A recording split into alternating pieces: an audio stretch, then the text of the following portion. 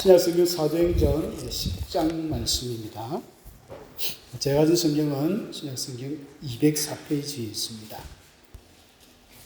사도행전 10장 1절부터 8절까지 말씀 같이 한번 보도록 하겠습니다. 제가 봉독을 하도록 하겠습니다. 가이사라에 고넬료라 하는 사람이 있으니 이달리아 부대라 하는 군대의 백부장이라. 그가 경건하여 온 지방과 더불어 하나님을 경외하며 백성을 많이 구제하고 하나님께 항상 기도하더니 하루는 제9시쯤 되어 환상 중에 밝히 보매 하나님의 사자가 들어와 이르되 고넬료야 하니 고넬료가 주목하여 보고 두려워 이르되 주여 무슨 일이니까? 천사가 이르되 네 기도와 구제가 하나님 앞에 상달되어 기억하신 바가 되었으니 네가 지금 사람들을 욥바에 보내어 베드로라 하는 시몬을 청하라. 그는 무두장이 시몬의 집에 유숙하니 그 집은 해변에 있다 하더라. 마침 말하던 천사가 떠나매 고넬료가 집안 하인 둘과 부하 가운데 경건한 사람 하나를 불러 이 일을 다 이루고 욥바로 보내니라. 아멘. 네. 오늘도 주님과 함께 귀한 삶을 사셨습니까? 세월이 얼마나 빠른지 벌써 10월 달이 되었습니다. 어제 주일 지난 것 같은데 벌써 수요일이고 날씨도 이제 선선한 가을이 되어졌고 참 좋은 것 같습니다. 이런 시원한 날씨에 그동안 못했던 또 성경 읽기도 많이 하시고 기도도 많이 하시고 이러면 좋을 것 같습니다. 사도행전을 통해서 계속 우리가 PPT가 좀 상태가 안 좋은 모양입니다. 진행되는 이런 과정들을 보면 사도행전을 통해서 느낄 수 있는 본문을 통해서 우리가 알 수 있는 것 중에 하나가 뭐냐면 하나님의 복음이 어떻게 해서 확장되어 갔는가 이걸 볼 수가 있습니다.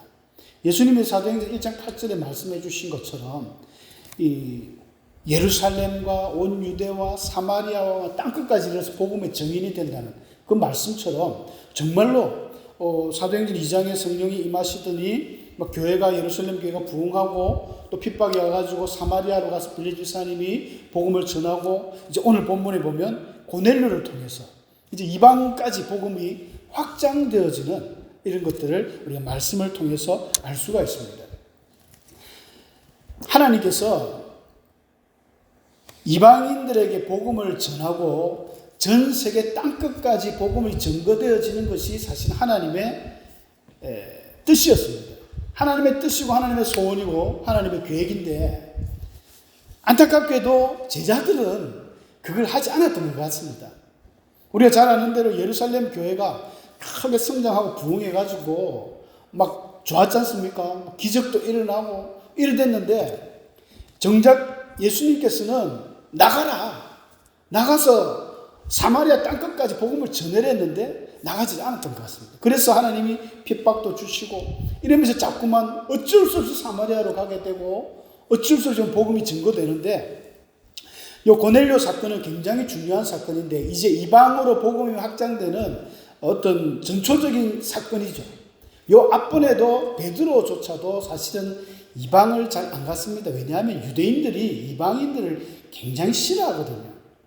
잘 안 나갑니다. 안 나가는데 하나님이 핍박이 오니까 어쩔 수 없이 가게 되고 특히 요 앞에 바로 이제 9장 그 끝의 내용을 보면 욥바라는 그 항구 도시입니다. 그곳에 하나님 믿는 여제자 다비다라는 제자가 있었어요. 다비다가 얼마나 선행을 베풀고 어려운 사람들 많이 도와주고 구제를 했던 정말 좀 나이가 있는 권사님 같은데 이분이 그렇게 하다가 무슨 병이 걸렸는지 모르겠지만 돌아가셨어요. 근데 베드로가 그 죽은 여인을 살렸단 말입니다. 나락에 올라가가지고 베드로가 간절히 기도해가지고 여인을 살려버렸어요. 그러니까 사마리아에 이어서 욥바, 루다라는 그 욥바 성에 또 대단한 부흥의 붐이 일어났습니다. 이게 이제 이방인의 어떤 전도를 시작하겠다는 조금 이제 맛을 보여주는 것 같아요. 그 사건이 일어나고 바로 이제 고넬료 이야기가 나옵니다. 고넬료는 우리 1절에서도 소개하고 있지만 로마의 이달리아라는 것은 오늘 이탈리아를 말하죠. 이탈리아인들의 부대, 로마의 군대 부대라는 것입니다. 로마 사람입니다. 로마 사람. 로마 사람은 어떤 사람입니까? 지금 이스라엘 나라는 로마의 식민지입니다. 식민지. 과거 우리나라가 참 불행한, 그런 우리나라도 식민지 생활했지 않습니까? 36년 동안 일본의 참 무자비한 그 폭행 가운데 이 국권을 상실한 나라는 이 지배국이지 않습니까? 우리를 지배하는 나라에서 뭐 이렇게 뭐라 하면은 뭐 힘이 없으니까 당할 수밖에 없습니다. 뭐 인권이라는 이런 것도 없고 그냥 아주 참 불쌍한 그런 나라가 바로 이제 지배국이 되는 거죠. 피지배국이 되는 거죠. 이스라엘 나라는 그런 상태입니다. 로마인들은 특히 무자비하잖아요. 로마인들의 전쟁 보면은 무섭습니다. 무섭고 또 로마인들은 그렇게 착하지 않습니다. 착한 사람들이 별로 없어요. 포악하고 이 로마의 어떤 사회 자체가 서로 죽이고 죽이는 이런 쟁탈하는 이런 사람이기 때문에 오죽했으면 뭐 검투사들도 로마에 나오지 않습니까? 노예들을 막 훈련을 시켜가지고 막 칼싸움을 해서 상대편을 죽이지 않으면 자기가 죽으니까 그런 걸 보면서 피 흘리는 걸 보면서 로마인들은 박수치고 좋아하는 그런 민족입니다. 피해 민족입니다. 그런 민족의 어떤 백부장, 자기 밑에 100명의 부하가 있는 우리나라 군대로 치면 중대장급 되죠. 중위 정도, 소위 중위. 그 정도 되는 사람이 이제 이 식민지의 그 주둔군의 가이사라는 곳에는 이 아주 로마의 헤롯이 갖다 바친 그런 잘 지어가지고 로마인들이 주둔해서 살고 있는 그런 동네가 가이사라입니다. 멋진 도시라고 그래요. 그곳에 지내면서 이 백부장이 로마의 백부장이 우리 성경에 몇 명 나옵니다만 가버나움의 백부장도 굉장히 믿음이 좋았죠. 원격적인 믿음. 자기 하인이 아플 때 예수님께 우리 집에 들어올 필요가 없습니다. 말씀만 하옵소서. 그러니까 예수님이 이스라엘에 이만한 믿음이 없다 칭찬받았던 가버나움의 백부장, 그 다음에 오늘 가이사라의 백부장 고넬료. 두 사람 기억해 두셔야 됩니다. 근데 이 고넬료는 최초의 닉네임이 많습니다. 최초의 이방인 개종자, 최초의 성령 체험자, 뭐 이런 말을 할 수 있을 것 같아요. 이분이 그 2절, 3절에 보면 그가 경건하다고 이야기를 하고 있습니다. 경건하여 온 지방과 더불어 하나님을 경외하고 많이 구제하고 또 하나님께 항상 기도했다. 이런 표현들이 나오지 않습니까? 그리고 더군다나 하루는 제 9시쯤 되어서 기도할 때에 천사를 만났습니다. 여러분, 이런 삶이 그냥 보통 삶이 아닙니다. 제가 잠시 이야기 드렸지만 로마인들은 이렇게 하지 않아요. 로마인들은 이렇게 할 수가 없습니다. 그냥 포악하게 백성들은 막 우리 일본 그 무슨 순사들처럼 닛본독 타고 막 무조건 갈취하고 뺏어가는 이게 로마인들인데 고넬료는 틀린 거예요. 왜 이렇게 틀릴까? 유대교로 개종한 것 같습니다. 어떤 학자들은 그렇게 이야기합니다. 최초의 이방인 개종자다. 근데 왜 이 고넬료가 개종했을까요? 우리 잠시 묵상을 해보면 유대 사회에 와서 보니까 다르더라는 겁니다. 뭐가 다른가? 유대인들의 삶이 틀린 거예요. 자기 로마에서는 보면은 로마가 굉장히 타락했지 않습니까? 이 성적인 그런 타락, 또 여러 가지 피해 문화 이런 것들이 많은데 거의 뭐 여인들도 로마 뭐 여신이라는 것들 옷을 다 벗고 다니는 그런 건데 유대인들은 이 목도 보이면 안 되거든요. 유대 여자들은 목도 보이는 게 수치다 해가지고 목도 보이지 않고 머리카락도 남편 외에는 안 보여주기 때문에 머리를 가르고 너무 다른 거예요. 유대에 오면서 살아보니까 남자들도 경건해요. 유대인들이 철저하게 율법으로 사는 이런 바리새인들을 보면 너무 삶이 완벽합니다. 반한 거예요. 야, 이 사람들은 너무 다르다.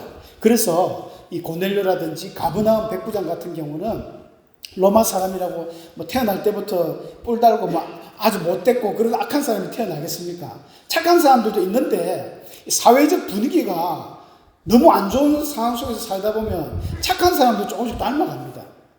그래서 제가 볼 때는 우리 청년들이 왜 대학교 가면 타락하느냐? 왜 그럴까요? 너무 착하니까. 어릴 때부터 교회에서 믿음으로 이렇게 잘 살다가 세상에 나가보면 너무 재밌거든요. 온갖 세상에 그런 태폐 문화가 발달해가 술 먹고 또 술 한잔 들어가면은 알딸딸 해가지고 자기가 뭐 온갖 이 범죄를 할 수 있습니다.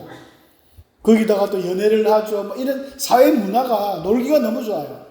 그거 한번 빠져버립니다. 빠져버리면 돌아오면 되는데 주님은 언제든지 두 팔 벌리고 받아주시는데 아이고 나는 죄를 지었으니까 나는 이제 못 간다니까 계속 더 죄를 지어버리는 거죠. 그러니까 착한 사람들이 사회가 악하면 따라가 버립니다. 반대로 악한 사람인데 사회의 분위기가 좋으면요. 분위기가 늘 의롭고 착하고 경건하게 되면 그 사람도 따라가 버려요. 고넬료 같이. 교회 분위기가 좋으면요. 새신자들이 오실 때 그게 동화돼가지고 사람이 좋아집니다. 근데 교회 보면 장로님들이나 권사님들이나 보면 맨날 이거 몰래 돈이나 빼가고 막 고함치고 싸우고 이러면요. 그 새신자들이 착한 사람이 왔는데 그 사람들도 막 그렇게 달라들 수도 있습니다. 분위기가 굉장히 중요하죠. 가정 분위기도 중요하고. 고넬료의 이 변화는요. 우리에게 참 던져주는 것이 큽니다.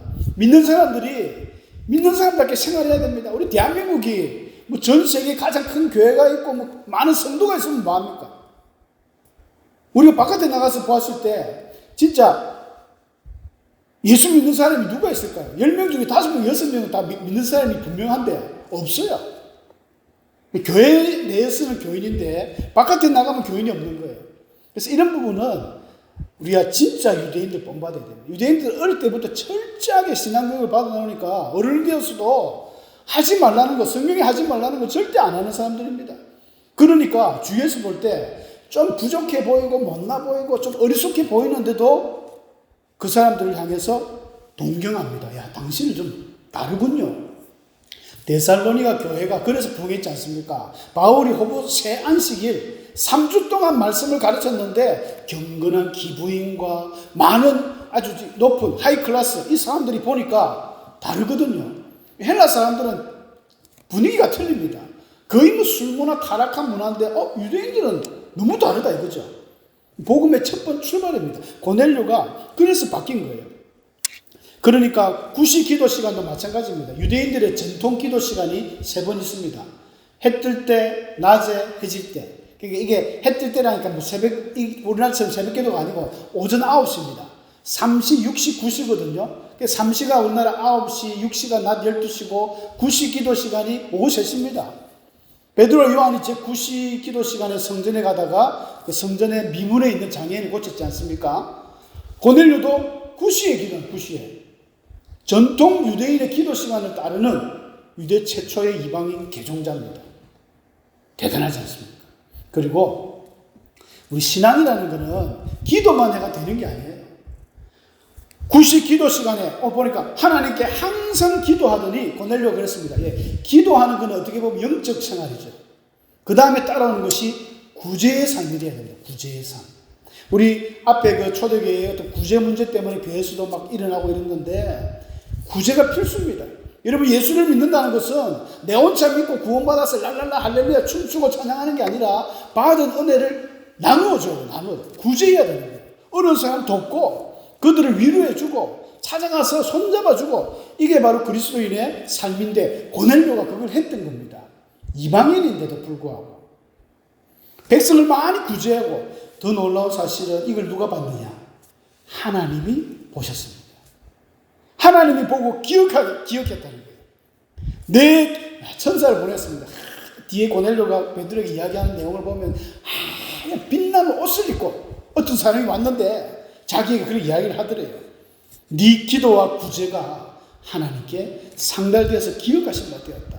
사랑하는 성도 여러분, 여러분들의 이 교회를 위한 헌신, 복음의 헌신, 믿음의 삶, 하나님께 기억되시기를 축복합니다. 기억하시는 하나님. 저번에 여호와 자카르가 기억하다는 거예요. 애굽에서 그 고통받는 사람들 하나님이 모세하고 약속했던 아브라함과 약속했던 4대 만에 돌아올 것이라는 그 약속을 하나님이 기억하셨다. 여러분 하나님의 기억력은요 뭐 인간들이 걱정하지 않을 정도로 최고의 기억력을 가졌습니다. 부디 기도할 때 주여 기억하여 주시옵소서 그런 기도 안 하셔도 됩니다. 하나님 다 기억하고 있습니다. 세세한 것까지. 우리의 실수까지도 기억하십니다. 근데 실수는 못 본 척 덮어주시고, 잘한 것은, 이만큼 잘한 것은 이만큼 하나님이 기억하고 있는 거예요. 야, 고넬료에게 하나님이 너 기도하는 거, 네 이때까지 선행을 베풀고 구제한 거, 내가 모르는 바 아니다. 기억하고 있다는 거예요. 기억하신 하나님이 놀라운 일을 일으킵니다. 어떤 일입니까? 바로 이제 뒤에 이어지지만 베드로가 와서 고넬료 집안에 설교를 하니까 성령이 내린 거예요. 성령이. 이방인 최초로 성령을 받는, 온 가족들이 구원을 받는, 이 놀라운 축복을 받는 그 첫 번째 이방인이 고넬료입니다. 왜 그렇습니까? 말씀대로 네 기도와 구제가 하나님께 상달되었다. 여러분, 이게 이방인이라서 그런 것은 아닙니다. 모든 사람이 하나님 앞에 했던 우리 기도들 땅에 떨어지지 않습니다.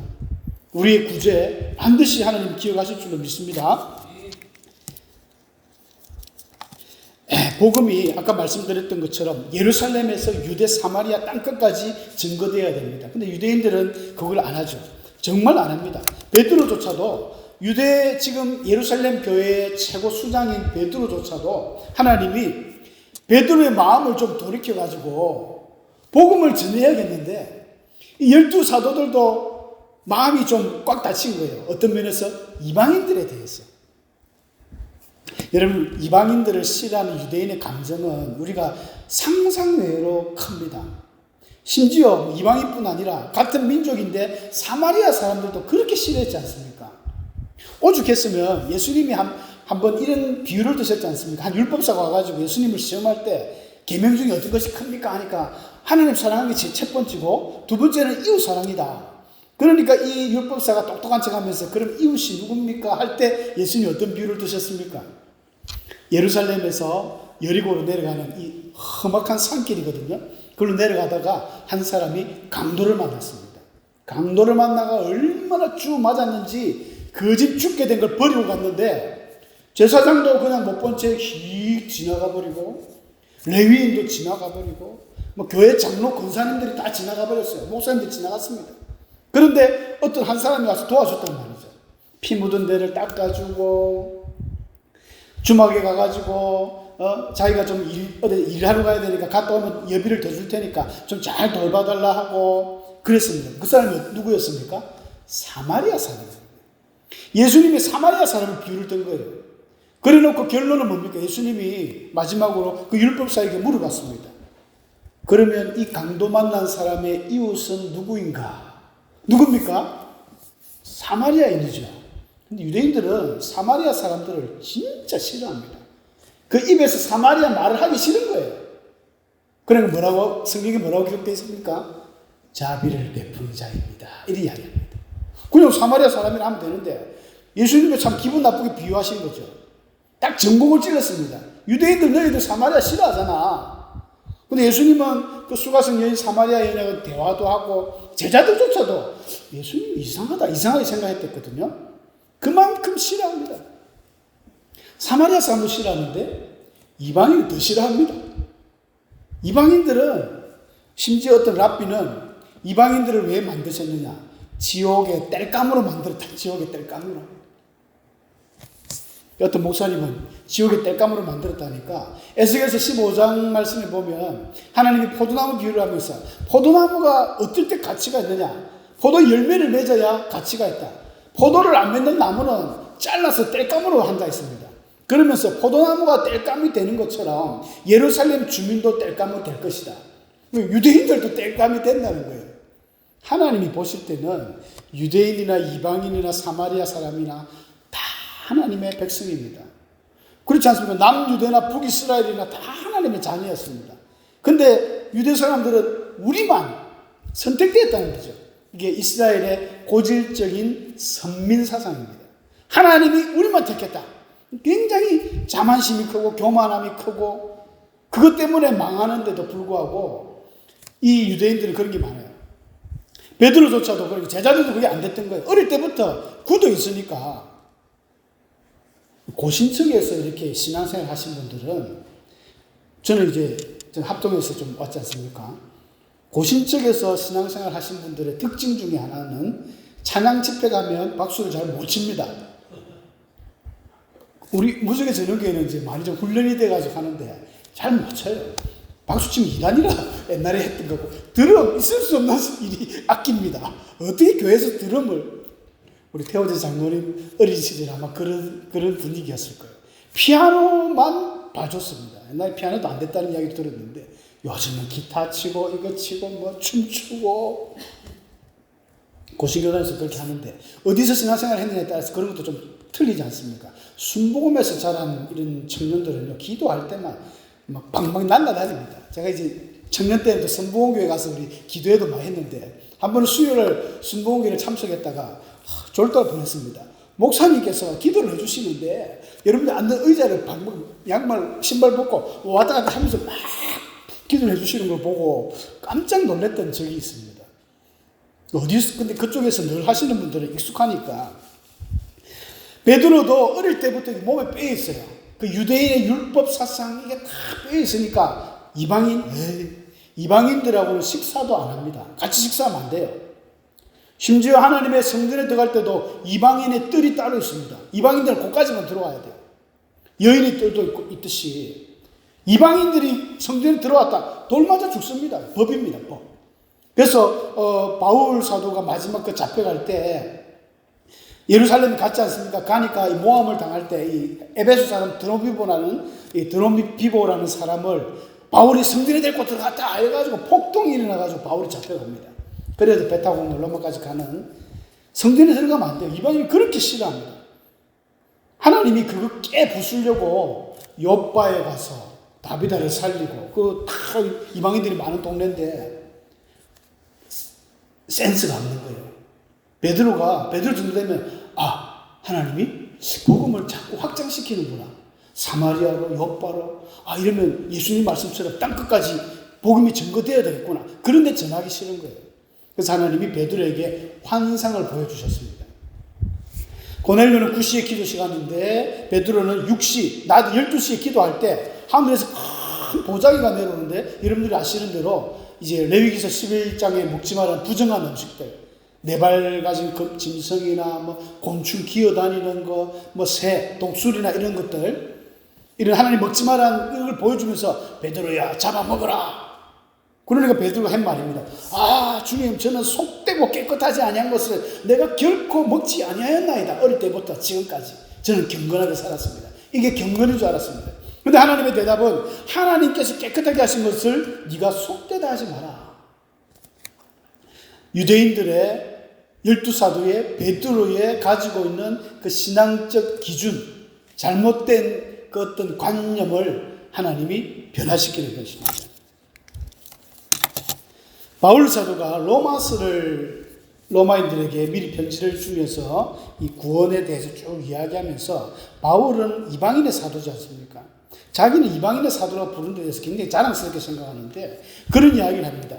하나님은 다만, 로마서 3장 29절 30절 다 같이 한번 읽겠습니다. 너무 귀한 말씀이거든요. 시작. 하나님은 다만 유대인의 하나님이시냐 또한 이방인의 하나님은 아니시냐, 진실로 이방인의 하나님도 되시느니라. 아멘.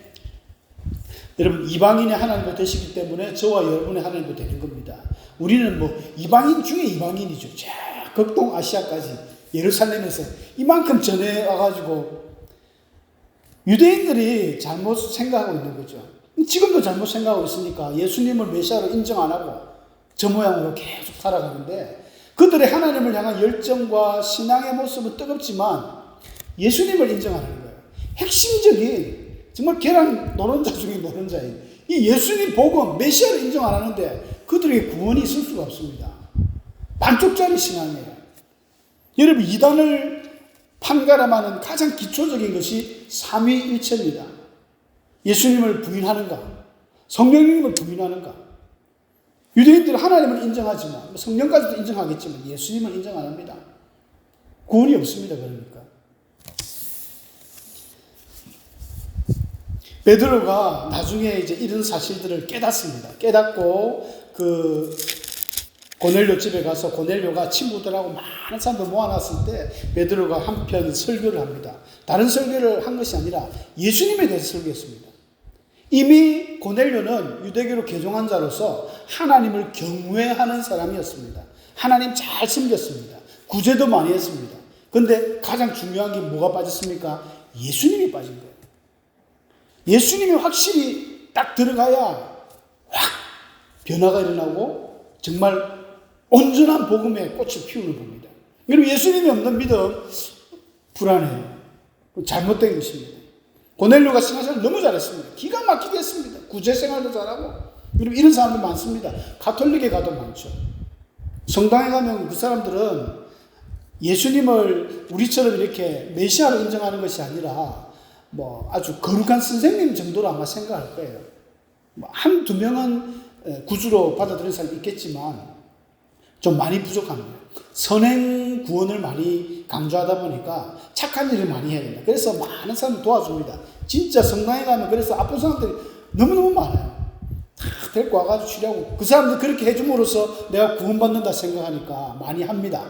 하는데 정말 중요한 예수님이 없으면 반쪽짜리, 반쪽도 아닙니다. 그런 신앙이 됩니다. 고넬료에게 그래서 하나님이 기억되신 고넬료에게 베드로가 설교를 하는데 바로 예수님, 하나님이 나사렛 예수에게 성령과 능력을 기름부터 하셨으며 그가 두루다니시며 선한 일을 행하시고 마귀에게 눌린 모든 사람을 고치셨으니 이는 하나님이 함께 하셨다 하면서 쭉 하나님의 복음을 전하다가 이런 이야기를 합니다. 백성에게 전도하되 하나님이 살아있는 자와 죽은 자의 재판장으로 정하신 자가 곧 이 사람인 것을 증언하게 하셨고 그에 대하여 모든 선지자도 증언하되 그를 믿는 사람들이 다 그의 이름을 힘입어 제사함을 받았다. 제사함을 받는다 했느니라. 요 말할 때 성령이 바바바바바바 임하게 된 거예요. 예수 그리스도를 통하여 제사함을 받는다. 이게 비밀입니다. 여러분, 예수님이 없으면 우리는 영원히 제사함 받을 수가 없습니다. 주님의 그 십자가에 설린 보혈의 피가 우리의 모든 죄를 덮어주기 때문에 주님의 의의 옷이 우리가 그 의의 옷이 가려져서 우리 죄가 안 보이는 것입니다. 죄가 없다기보다는 하나님이 안 보이게 하신 거죠. 예수님이 없으면 안 되는 겁니다. 예수님을 통해서 제사함을 받는다 하니까 베드로가 이 말할 때에 성령이 말씀 듣는 모든 사람에게 내려와서 방언도 하고 막 이런 일들이 시작하게 된 것입니다. 하나님께서 여기까지 인도하셨습니다. 하나님의 계획입니다. 왜? 제자들이 안 하니까, 사도들이 안 하니까. 하나님이 강권적으로 베드로를 이끌어갑니다. 그래서 베드로가 나중에 고백하지 않습니까? 그 34절 나오는 이야기인데 베드로가 입을 열어 말하되 내가 참으로 하나님은 사람의 외모를 보지 아니하고 각 나라 중 하나님을 경외하며 의를 행하는 사람은 다 받을 수 있는 줄 이제야 깨달았다. 하나님이 외모를 보지 않는다는 것입니다. 여기서 외모라는 것은 바로 이방인들을 이야기하겠죠. 우리는 유대인들만 구원받는 줄 알았는데 하나님은 그게 아니구나. 외모를 보지 않구나. 여러분, 우리가 생각할 때도 마찬가지입니다. 아이고, 저 사람이 구원받을까? 우리 그런 사람들 가끔 있지 않습니까? 저 사람이 어떻게 저런 악당이 아주 비근한 대로 북한의 김정은이 어떻게 구원받을까?